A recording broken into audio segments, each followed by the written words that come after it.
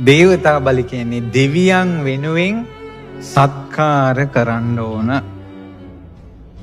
දෙවියන්ට පුද පූජා තියන්න ඕන. මේ ලෞතර බුදුරජාණන් වහන්සේ දේශනා කරන්නේ. කොහොමද ඒක කරන්නේ? එදා වේලුකණ්ඨකේ ගමේ නන්ද මාතාව උදේ පාන්දරම අවදි වෙලා පරායන වර්ගයේ සූත්‍ර දේශනා සජ්ජායනා කර කර එළියේ ඉන්නවා. එතකොට උතුරේ ඉඳලා දකුණු දිශාවට වෛශ්‍රවණ දිව්‍ය රාජෝත්තමයන් වහන්සේ ආකාශයෙන් ගමන් කරනවා. අර මිහිරි පිරිස්වරේට ආකාශේ නැති නතර වුණා වෙසමුනි දිව්‍ය රාජයා. පිරිත් ටික අහගෙන හිටිය අර සූත්‍ර සජ්ජායනාව. අහගෙන ඉඳලා පිරිත් ඉවරුණාට පස්සේ සාදු සාදු සාදු කියනවා. එතකොට ඒ සාදුකාරය එන දිශාවට බලනකොට අර අම්මා හිතේ එකඟකමින් තමයි පිරිත් කිය හිටියේ. ඒ අම්මට අහසේ පෙනුන ලස්සන රත්තරන් පාට දෙවියෙක් පෙනුණා. සුක්කෝපනේසා භද්‍රමුඛ. කවුරුද මේ ලස්සන මූණක් තියෙන මේ කෙනා කියලා ඇහුවා. ඊට පස්සේ කිව්වා මේ අහන්තේ බගිනේ සහෝදරිය මං ඔයාගේ සහෝදරයා. මට කියන්නේ වෙස්සවනෝ දේවරාජා. මං වෛශ්‍රවණ දිවි රාජ්‍ය කියන්නේ මං ඔයාගේ සහෝදරෙක් කිව්වා. හිතවත්කමට කිව්වේ ඒක. ඊට පස්සේ කිව්වේ නම් මම පිරිත් සජ්ජායනා කරලා රැස් කරගත්ත පින ඔබට තුටු පඳුරක් වේවා කිව්වා. ඊට පස්සේ කෝ සාදු සාදු. හැබැයි මං තව වෙන පිනක් කැමති කිව්වා. මොකද්ද කිව්වා? හෙට සාරිපුත්ත මොග්ගලන් මහෝත්තමයන් වහන්සේලා මේ ගමට වඩිනවා. පාද රසය උදෑසන දානේ කවුරුත් පිළියෙල කළා නැහැ. 250ක් හෝ 300ක් සංඝයා. ඒ සංඝයාට දානේ හදලා උදේම වඩම්මලා දානේ දෙන්න. ඒ දානේ දීපු පින මට දෙන්න කිව්වා. ඒ අම්මා ඒ විදිහටම පිනක් දුන්නා. එනම් වෙසමුනි දිව්‍ය රාජයාත් සාංගික දානේ පින ගන්න කැමතිද නැද්ද? කැමති. බුදුරජාණන් වහන්සේ සරණ ගිය සතරවරන් දෙවියන්ගේ නම් නිතර කියන මිනිසුනේ. ඔය පින්වතුන් කල්පනා කරලා බලන්න. ජීවිත කාලෙම සතරවරන් දෙවියන්ට පින් පිණිස දානයක් දීලා තියනවද කියලා. අපිට උතුම් කල්යාණ මිත්‍ර සත්පුරුෂ ඇසුරක් ලැබිලා තියෙන නිසා මම නම් අපේ ගොඩාක් ස්වාමීන් වහන්සේලා අපි සතරවරන් දෙවියන්ට පින් පිණිස දන් දීලා තියෙනවා. සාංගික දාන දීලා. ඒ පින සම්පූර්ණයෙන් එතුමා පිණිසමයි කරන්නේ. සක් දෙවිඳුට, සමන් දෙවියන්ට, කතරගම දෙවියන්ට. ඔය වගේ දැන් ඔයාලා එක එක අදහන දෙවිවරු ඔයාලා කැමති. දෙවිවරු ඉන්නවා මිනිස්සු. සමන් දෙවියන්ට කැමති නම් ඔයාලා මයංගනේ හරි සිරිපාදේ හරි කිරිහාර පළවැල පූජාවක් බුදුරජාණන් වහන්සේට පූජා කළා මේ පින සුමන සමන් දෙවියන් උදෙසා වේවා කියලා දෙවිවරුන්ට පින් දීලා තියෙනවද කියලා බලන්න. එහෙම බලනකොට ආපස්සට පේන්නේ ගැට ගහපු පඳුරු ටිකක් මේ සක්කා දීපු දානයක් නැහැ. දෙවියන්ට පින් පිණිස දාන දෙන්න ඕන. ඔන්න ඔය ක්‍රමයෙන් හොඳයි මුරුතැන් දානේ. ඉස්සර කෙත්වතු අස්වැන්න ගත්ත මිනිස්සු ඒ කුඹුරු යායවල් අස්වද්දලා වැව්වමුණු කරලා ප්‍රදේශයට අරක් ගත්ත කේත අවසන් මොහොතේ දක්වා වැස්සෙන් කරදරයක් නොවි ආරක්ෂා කළ දුන්න වැස්ස වලහක දෙවියන්ට පවා පින් පිණිස මුරුතැන් දානයක් දුන්නා. දෙවියන්ට කැප කළා, සංඝයාට පූජා කළා. මිනිසුන්ට මේ භූමියේ සිසාරා කේල් කොළවල නෙළුම් කොළවල දාන දීලා අවසානයේ කරණීයමෙත්ත සූත්‍රය කියලා දෙවියන්ට පින් දුන්නා. දැන් ඒවා කරනවද කියලා බලන්න. ඒ දේවතා දාණය බුදුරජාණන් වහන්සේ දේවතා බලි කියලා වදාළා. අනුරාධපුරේ වැස්ස නැති කාලයට අනුරාධපුර අවට තියෙන සෑම වැව් වලින්ම පැම් පෙරලා පැම් පාත්‍ර අරගෙන බුදුගුණ කියා ඇවිල්ලා ජයසිරි මහ බෝධීන් වහන්සේට පැම් පාත්‍ර වලින් පැන්වක් කරලා වැස්ස වලහක දෙවියන්ට පින් දෙනවා. එකල මිනිස්සු ගෙදිට්ටියන්ට කලින් මොර සූරන වැස්සෙනවා. පිනෙන් ඒක කළේ. ඒ නිසා පිනක් තියනවද කියලා බලන්න. මේ පින් දෙනවද කියලා බලන්න. ඔය ශරීරයට ආරූඪ වෙන්න නැත්තම් බැල්ම වැටෙන යම්කිසි දේව භූත ආත්ම තියෙනවා. ඔය ආත්ම පිණිස දානයක් දෙන්න ඕන. ඒකට දේවතා බලි වැඩිපුර විස්තර කරන්න යන්නේ ඔය ටික ඇති. තමන් හරි හම්බ කරපු මුදලින් තමන්ගේ වත් පෝසත්කම් වලින් ධනෙ දෙවියන්ට පින් දෙන්න දානයක් දීලා තියෙනවද? දෙවියන්ට සත්කාරයක් කළා තියෙනවද කියලා බලන්න. තමන් බලන්න එහෙම කළා තියෙනවද කියලා. දෙවියන්ට සත්කාර සංග්‍රහ කරනකොට දෙවිවරු සතුටු වෙනවා. තමන්ගේ එකම දරුවා රකින්න අම්මා තාත්තා වගේ මිනිස්සු රකින්නවා කියනවා. දේවානුකම්පකෝ පෝසෝ සදා භද්‍රානි පස්සති. දෙවියන්ගේ අනුකම්පාව ලැබුණාට පස්සේ යහපත් දේවල්ම කරන්න හිත නැමෙනවා. මැරෙන වෙලාවේ දෙවිවරු 4 නරක් ගන්නවා. ප්‍රාණීන් මැරිච්ච ප්‍රාණීන් දුර වෙලා යනවා. ආලෝකෙම හිතේ ඇති වෙනවා. සැනසille මැරිලා සැනසිලි තැනකට යනවා. සැනසille මැරිලා සැනසිලි තැනකට යනවා. මේ සුගතිය යනවා කියන එක ලේසි නෑ. කොච්චර පැති සුද්ධ කරන්න තියෙනවද කියලා බලන්න. ඥාතින්ට සංග්‍රහ කරන එකට කියනවා මොකද්ද? ඥාති බලි. දැන් සමහර අයට ඉන්නවා ඥාතින් තිත්තයි. මේ පවුලේ අය තිත්ත වීම, ඥාතින් තිත්ත වීම මරණයේදී අඳුරු සේයාවක් එන්න ඉඩ තියෙනවා. යම් යම් හේතු මත යම් යම් අරුබුද මත ඥාතින්ගෙන් වෙන් වෙලා ඉඳ සිද්ධ වෙනවා. කර්මානුරූපව ඉඳ සිද්ධ වෙලා ඇති. ගොඩාක් අයගේ පවුල් වල ඥාතින් අතර අරුබුදයි. නමුත් තමන්ගේ ජීවිතය ආපස්සට බලනකොට තමන් දහඩිය මහන්සියෙන් හම්බ කරපු ධනෙන් ඥාතින් වෙනුවෙන් කරපු දෙයක් තියෙනවා. මල ගෙදරකට මඟුල් ගෙදරකට උදව් උපකාර කිරීම ඥාතින්. ඥාතින් ලෙඩ වෙලා ඉන්නකොට ගිහිල්ලා බලන එක, කතා බහ කරන එක. ඊළඟට ඥාතින්ට සංග්‍රහ කිරීම. මේ වගේ ඥාතින්ට සත්කාරයක් කරලා තියෙන්න ඕන. අන්න ඔය ක්‍රමයේ අනුව නම් අප්‍රේල් මාසෙට එන අලුත් අවුරුද්ද ඔය ක්‍රමයට නම් හොඳයි. මොකද අවුරුද්දටම විසිරිලා ඉන්න ඥාතීන් ටික අප්‍රේල් මාසේ අවුරුද්දට එකතු වෙනවා. එකතු වෙලා කට්ටිය එකට කනවා බොනවා ඥාති සංග්‍රහය. හැබැයි ඒකත් ධාර්මික, මෙතන හැම එකම තියෙනවා ධාර්මිකව කියලා. ධම්මිකං සුඛං පරිහරති කියලා තියෙනවා. ධාර්මිකව තමයි සම්මා සුඛං පරිහරති. ධාර්මිකව තමයි ඥාතීන් සංග්‍රහ කරන්න. දැන් ඒකත් කිලිටු වෙනවා අවුරුදු කාලේ ඥාතීන් එකතු වීමත් බෝතලේ නිසා. බෝතලෙන් කිලිටු වෙනවා. එතකොට මේ ඉන්නේ තාත්තා, මේ ඉන්නේ ලොකු තාත්තා, මේ ඉන්නේ බාප්පා, මේ ඉන්නේ මාමා, මේ ඉන්නේ මාමගේ පුතා කියලා දන්නේ නැතුව එක බෝතලෙන් බොනවා. එතන තියෙන ඥාති සංග්‍රහය නෙවෙයි. ඉතින් ඉස්සර අවුරුද්දේම අමනාප වෙච්ච මිනිස්සුත් අවුරුද්දට තමයි එකතු වෙලා වැඳලා සමාවැරන් ආයේ සමගි වෙනවා. බොහොම හොඳයි ඒ ක්‍රමේ. ඊට පස්සේ ඉස්සර කැවුම් කොකිස් කිරිබත් අලුවා එහෙම නැත්නම් හොඳට උයපු කෑම පිඟානය ඥාතින්න දෙනවා ගිහිල්ලා. ඊට පස්සේ ඥාතින් ඒවට බොහොම තේ පෑන් සංග්‍රහයක් කරලා අර කැවිලි ගෙනාපු අයද. ඊට පස්සේ මෙයාලා යනවා වෙන ගෙදරකට අර කැවුම් එකම අරගෙන. දවස් දෙකක් යනකොට අර කැවුම් එක කැරකිලා කැවුම් හදපු ගෙදෙට්ට වෙනවා. ආඩි 7 දෙනාගේ කැඳි ඇල්ලි වගේ කික් කට අරින්නේ නැහැ. මොකද ඔක්කොම ඔය සෙල්ලම තමයි කරන්නේ. අපේ ගමේ එහෙම ඒ කාලේ කැවුම් පිඟාන, කෑම පිඟාන ගෙවල් වල කැරකෙනවා. හැබැයි හරි හොඳයි. ඒ කාලේ මොනවා රණ්ඩු සරුවල් තිබ්බත් අර අවුරුදු කාලේට hina වෙලා කට්ටිය මේ දුවලා පැනලා එහෙම ඉන්නවා. ඉතින් දැන් නම් කොහොමද දන්නේ? දැන් ඉතින් මිනිස්සුන්ගේ ජීවිත තාප්ප වලින්ම වෙන් වෙලා තියෙන්නේ. ඥාතින්ගේ බන්ධන ලේවලින් ලේ ඥාතින් උනාට තාප්පෙන් වෙන් වෙලා. කමන්නේ මන්ට ඒව විග්‍රහ කරගන්න තේරෙන්නේ නැහැ. හැබැයි ඥාති සංග්‍රහය කියන එක අතිශයින් අමාරු එකක්. කියන්නේ ගොඩාක් ඥාතින් අසරණයි, ගොඩාක් අසරණයි. කෙනෙක් පිහිට වුණොත් පිහිට වෙච්ච කෙනාගේ එල්ලෙනවා අසරණ කෙනා. ඒකට හරි අමාරුයි. දැන් ඔයාලා හිතන්නකො වතුරට වැටිච්ච කෙනෙක් පීනාන්න පුළුවන් කෙනෙකුට ගිහිල්ලා ඇදගෙන ඇවිල්ලා ඒකට කරන්න පුළුවන්. හැබැයි පීනාන කෙනාගේ ඇඟේ එල්ලුණොත් දෙන්නම යට යනවා. දැන් අපිට අසරණ කෙනෙකුට හිමීට පිහිට වෙන්න පුළුවන් ඥාතියෙකුට මෙහෙම දාන්න. ඥාතිය අපේ ඇඟේ එල්ලුණොත් අමාරුයි අපිට. නිසා ඥාති සංග්‍රහය කියන එක අතිශයින් අමාරු එකක්. නමුත් කළ යුතු වෙනවා. අද වාගේ මැදුම් පුම් පොයේ දවසක මගේ ලෝතුරා ශාන්තිනායක අමාමෑණී සම්මා සම්බුදුරජාණන් වහන්සේ ඥාති සංග්‍රහයට වැඩිය දවසක්.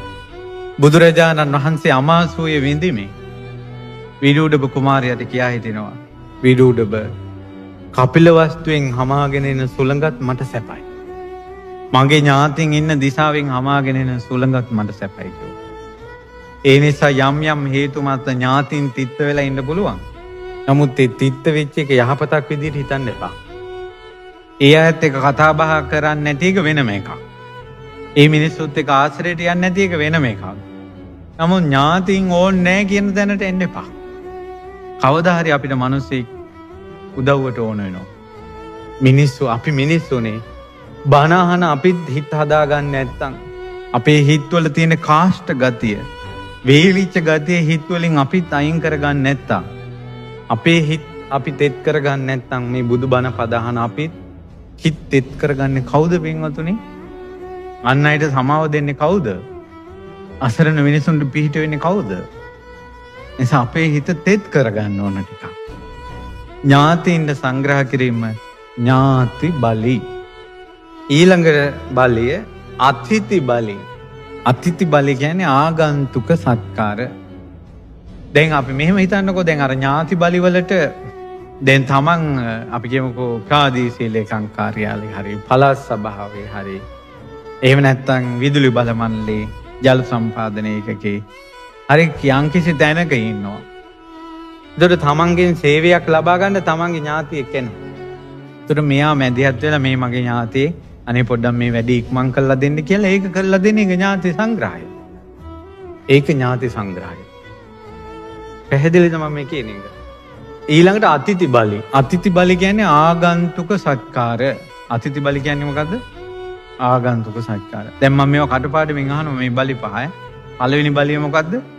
ඥාති බලි. දෙක අතිථි බලි ආගන්තුක සත්කාර. ආගන්තුක කියන්නේ අඳුරන් නැති හිතවත් නැති කෙනෙක් එද්දින් එයාට සංග්‍රහ කරනවා. ඉස්සර මිනිස්සු ගෙදෙට්ට මිනිස්සෙක් ආවොත් අඳුරන් නැති වුණත් වතුර ටිකක් කන්න බොන්න ටිකක් දුන්නා. තැඹිලි ගෙඩියක් කුරුම්බ ගෙඩියක් හදලා බොන්න දුන්නා. ආගන්තුක සත්කාර. තව ආගන්තුක සත්කාරයක් කියන්න. පාරේ මිනිස්සෙක් පාර අහනවා. අනේ මෙහෙට යන්නේ කොහොමද කියලා. අන්නේ ඔහොම යන්න කියලා කියනවා. ආගන්තුක සත්කාර. දැන් මම ඔය ආගන්තුක සත්කාර තියෙන හොඳ මිනිස්සු ලංකාවේ ඉන්නවා. දැන් ඔය දැන් නම් ළමා ලපටි ගමන් බිමන් යද්දී මැප් එක දාගෙන ෆෝන් එකේ මැප් එක දාගෙන පාරවල් හොයාගෙන යනවා. දැන් මම මුල්ම කාලේ අපි ධර්ම දේශනාවලට යද්දී අපි ඈත ගම්මාන වලින් බණට ආරාධනා කරනවා, අපි යන තැන් දන්නේ නැහැ. ඉතින් හොයා හන්දි වලින් අහ අර ගම කොයිද තියෙන්නේ, අහවල් පන්සල කොයිද තියෙන්නේ කිකියා අහ යනවා. අපිට පාර වර්ධිනවා. මට මුණ ගිහිලා තියෙනවා. සමහර මිනිස්සු ස්වාමීන් වහන්සේ පොඩ්ඩක් ඉන්න කියලා ඉක්මනට බයික් එක අරගෙන කිලෝමීටර ගාණක් මේ පන්සලට අපිව ගිහින් ඇරලා එනවා. එහෙම මිනිස්සුත් ඉන්නවා. ආගන්තුක සත්කාර. වැඩිපුරම හම්බෙලා තියෙන ආගන්තුක සත්කාර කරන අය නැති අයත් හම්බ වෙලා තියෙනවා. එක දවසක් ඔය බණකට යද්දි රෑ වෙලා කෙනෙක්ගෙන් පාර ඇහුවා. අහවල් තැනට යන්නේ කොහෙද? ඊට පස්සේ ඇහුවා හඳුර නෙමෙයි. ඇයි රෑට දානෙටද කියලා ඇහුවා. එහෙමත් තියෙනවා. එහෙම අපිට ඒ දාද ස්වභාවය. මොකක් හරි නිසා ආමඳුරුරු පෙන්වන්න බැරි මොකක් හරි දාද ස්වභාවයක්. දැන් ඔයාලා ඔය තරහ ගත්තන මං දරාගත්තේ නෑ. මම හිතුවා හැටි ඉතින් ඔය මිනිස්සුන්ගේ හැටි. මොකද පාරක් පෙන්නනවා කියන එකෙන් ලොකු පිනක් රැස් වෙනවා. මොකද එයා අතරමං වෙලා මැඩ වෙන එක නැති වෙනවා අර පාර පෙන්නන එකේ. පෙරේත ලෝකේ මිනිස්සෙක් ඉපදුනාට පස්සේ නර ලෝකේ යම ලෝකේ සත්වෙක් ඉපදුනාට පස්සේ යම රජුරු ඉදිරියේ අර වද දෙන සත්වෙ ඉදිරියේ මෙයාගේ ජීවිතේ පේනය යම පල්ලු කියනවා මේ මිනිස්සයා මනුස්ස ලෝකෙ ඉද්දින් පාරක් අහන කෙනෙකුට පාරක්වත් කියපු එකෙක් නෙවෙයි කියනවා. මොහු යම ලෝකෙට සුදුසුයි. මොහු പ്രേත ලෝකෙට සුදුසුයි. මේක පාරක්වත් කියපු එකෙක් නෙවෙයි කියනවා. පාර කියනවා කියන එක ආගන්තුක සත්කාරය. බස් එකෙන් බහින කෙනාට හරි හන්දිය කියන එක ආගන්තුක සත්කාරය. ඒ නිසා මේ මිනිස්යන්ට උදව් උපකාර කරන එක ආගන්තුක සත්කාරය. කණ්ඩ නැති කෙනෙකුට කණ්ඩ ටිකක් දෙන එක ආගන්තුක සත්කාරය. කාට හරි කලන්ත හැදුනා තමන් ගාව තියෙන වතුර බෝතලේ දෙන එක ආගන්තුක සත්කාරය. ඉඳ ගන්න කෙනෙක් නැති කෙනෙකුට පුටුවක් දෙන එක ආගන්තුක සත්කාරය. ඉස්පිරිතාලේ බෙහෙත් ගන්න ගියාට පස්සේ තමාට වැඩි අමාරු ලෙඩෙක් ඉදින් තමන්ගේ තැන යාට දෙන එක ආගන්තුක සත්කාරය. ආගන්තුක සත්කාර කියන්නේ මැරෙන වෙලාවේ හිත එළිය කරනවා. පැහැදිලිද මං කියන එක? ඒකට කියනවා අතිථි බලි. මොකක්ද ඒකට කියන්නේ? අතිථි බලි. ඊළඟට තියෙනවා පුබ්බේ പ്രേත බලි. පුබ්බේ പ്രേත බලි කියලා කියන්නේ මියගිය ඥාතීන්ට පින් දෙන්න ඕන. දැන් බලන්න ඔබ දහඩිය මහසෙන් හරි හම්බ කරගත්ත ධනෙ ඒ හම්බ කරපු සල්ලි වලින් මියගිය ඥාතීන්ට දානයක් දීලා තියෙනවද කියලා බලන්න. ඥාතීන්ට පින් නොදෙන නිසා ගණන් කළ නොහැකි තරම් තමන්ගේ සංසාරේ ඥාතීන් මේ ජීවිතේ නෙවෙයි. කලින් ජීවිතවල පවා ඥාතීන් පින් බලාපොරොත්තුෙන් ඉන්නවා. ඒ අයට පින් නොදුන්න නිසා ඕන් තමන්ව අත්හරින්නේ නැහැ. අත්හරින්නේ නැති නිසා මියගිය ඥාතීන් මැරෙන වෙලාවේ ලෙඩාව වට කර ගන්නවා. ලෙඩාගේ මූණ අඳුරු වෙනවා, බය වෙනවා, තැති ගන්නවා, ඇඟ රත් වෙනවා. ඥාතීන් වට කරගන්න. ඥාතීන්ට පින් දීලා තිබ්බනම් ඕක වෙන්නේ නැහැ. ඒ නිසා අවුරුද්දකට දාන 12ක් හෝ 10ක් හෝ යම් සලාක දාන ඔබ දෙනවා. අනිවාර්යයෙන්ම එක්ක ගෙදරට වඩම්මලා හෝ පන්සලේදීන් හෝ පිරිකර සහිතව දානයක් පූජා කරලා පෙන් වඩලා ඥාතීන්ට පින් දෙන්න ඕන.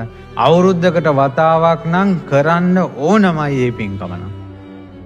ඥාතීන්ට පින් දෙන එක. මේ ඥාතීන්ට උදේ හවස බුදුන් වැඳ පින් දෙනවා කියන එකේ තේරුමක් නැහැ. බුද්ධ වන්දනාවේ පින ඥාතීන්ට යන්නේ නැහැ. සෑ වන්දනාවේ පින ඥාතීන්ට යන්නේ නැහැ. ඥාතීන්ට දානයක්ම සංඝයාට දීලා පින් දෙන්න ඕන. අරක ඒක එයාලට ඒ පිනත් එක්ක සම්බන්ධතා නැහැ ගණ දෙනු. මියගේ ඥාතීන් ඉන්නේ සාපිපාසාවෙන් ඉන්නේ. බුදුන් වැඳා කියලා එයාට සාපිසාව නැති වෙන්නේ නැහැ. එයාට කණ්ඩ දෙන්න ඕන, එයාට බොණ්ඩ දෙන්න ඕන, අදින්න දෙන්න ඕන. ඒ නිසා එකල මේ කරුණු කාරණා දන්නා සුදි ජනයා සත්පුරුෂ මිනිස්සු දසාකාර පිරිකර සමගින් දානයක් දුන්නා. අන්නම් පානං වත්තං සීයං පදීපං යානම් මාලං ගන්ධං විලේපනං ආදි වශයෙන්. ඒ කියන්නේ ඥාතීන්ට පින් දෙන දාණයට කෑම වර්ග තියෙන්න ඕන. අන්නම් පානං බොන දේවල් තියෙන්න ඕන. වත්තං වස්ත්‍ර තියෙන්න ඕන. යානං පහවං හැරේටි වගේ දේවල් තියෙන්න ඕන. ඊළඟට සෙයියං පැදුරු කොට්ට මෙට්ට තියෙන්න ඕන.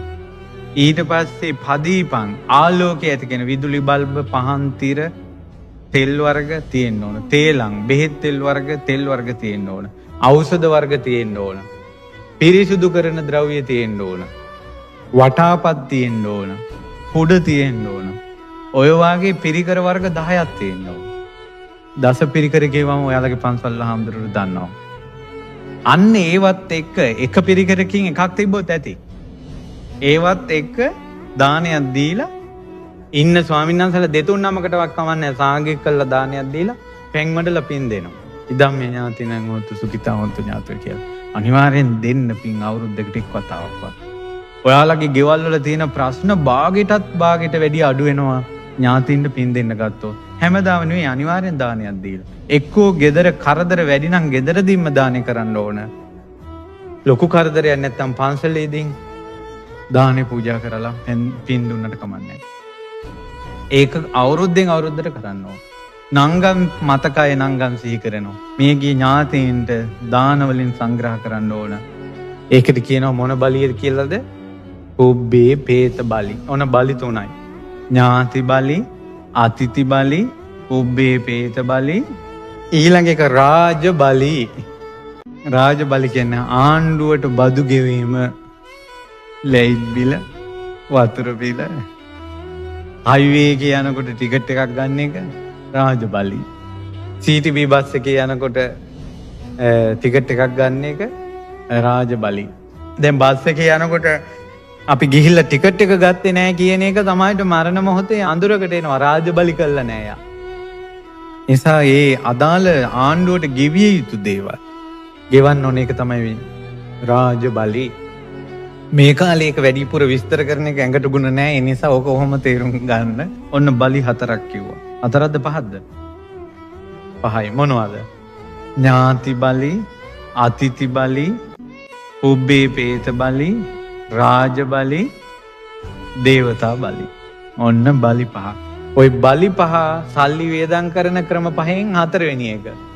පළවෙනි සල්ලි වේදම් කරන ක්‍රමේ තමන්ගේ පවුලේ අයට තමන් එක්කම පවුලේ අයට කාලා බීලා ඇඳලා පැළඳලා සතුටින් ඉන්න ඕන. යාළුවන්ට සත්කාර කරන්න ඕන දෙවෙනි එක. 3 ආපදාවකදී ගන්න ඉතුරුවක් තියෙන්න ඕන. 4 පංච බලි පුදලා තියෙන්න ඕන. 5 සීලවන්ත ගුණවන්ත සංඝයාට දන් දීලා තියෙන්න ඕන. බුද්ධ ශාසනය වෙනුවෙන් යමක් කරලා තියෙන්න ඕන. ඔන්න 5 වෙනි එක. පින්වත් මෑණිවරුනි, පියවරුනි, දුවේ පුතේ, ඔයාලා හරි හම්බ කරනවා. ඔයාලගේ අතට සල්ලි ලැබෙනවා. ඔයාලට යම්කිසි භවභෝග සම්පත් තියෙනවා. බුද්ධ ශාසනය වෙනුවෙන් කරපු දෙයක් මේ අසපුවකෝ පන්සලකෝ වේර විහාරේ ඔයාලා බුද්ධ ශාසනය වෙනුවෙන් කරපු දෙයක් තියෙනවද කියලා බලන්න. මරණ මංචකයට යද්දී දීපු සාංගික දානයකුත් නැත්තම් සුගතිය පිණිස නිවන පිණිස ශාසනය වෙනුවෙන් කරපු දෙයකුත් නැත්තම් සුගතිය පිණිස නිවන පිණිස අන්න අඳුර වැටෙනවා මරණ මංචකයට.